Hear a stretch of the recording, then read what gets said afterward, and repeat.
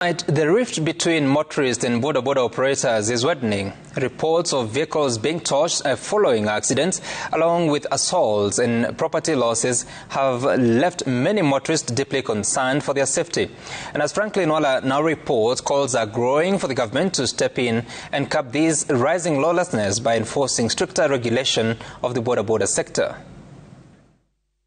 In what seems to be an emerging practice among some boda riders, they have literally taken the law into their own hands, often targeting motorists.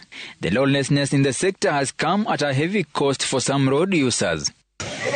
If they are not hired to cause chaos during protest, vehicles on the roads are being torched. In just the past week, 3 motor vehicles have reportedly been set on fire by irate boda riders following accidents, leaving victims and families in anguish. We are saying, as an association, that enough now is enough. We have not had the Minister for Interior, the Minister for Transport, the regulator NTSA condemning these criminal acts. Accidents are, however, tragic, must never be met with mob justice.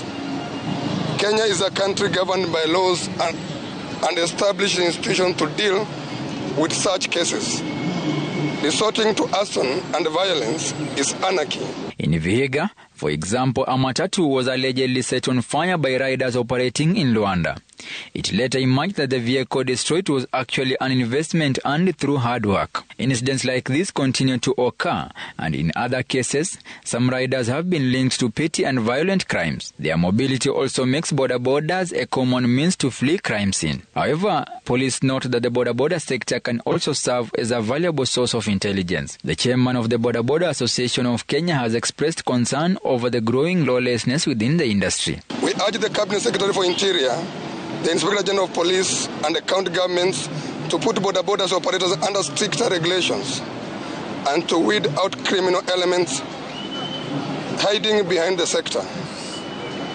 Bodas are an important part of transport ecosystem, but they cannot operate above the law. So we are warning our boda riders to avoid these issues of banning people's vehicles, because nobody bans their motorcycle whenever they hit someone. The Boda and Safety Association of Kenya is working on a roadmap of employing lawyers who will respond to all cases of accidents involving their registered members. Some riders whom we interviewed decried mistreatment from the police and motorists. Unapata watu wa boda tunakuanga na hasira. Umegongwa, mzee amegurumisha gari amefanya nini? Ameenda. So watu wa matatu sisi wanachukulia kiubaya kama kwamba sisi we don't have any, hatuoni kitu kwa hii barabara, hata hatuna revenue tunalipa sisi. Sasa sisi right yetu kwa wapi? Tunafanya hivyo ndio serikali, watu wapo wakifanya hivyo wanataka serikali ingilie hasira. Jo anajua hata akienda mbele no justice.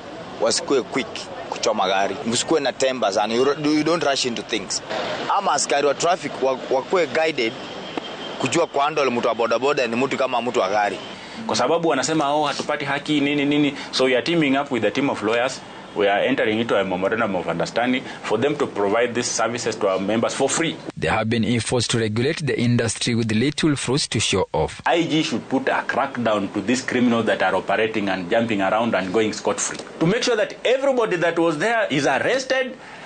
This will instill fear to the riders that will be operating in that area, to protect their area. However, the boda operators allege some of the cases where vehicles have been torched were crimes committed by other road users who respond to some of the accident scenes. On the issue of regulating the industry, they support the government move to tighten the loose gaps which pose great dangers to the society. Franklin Wallah, Citizen TV.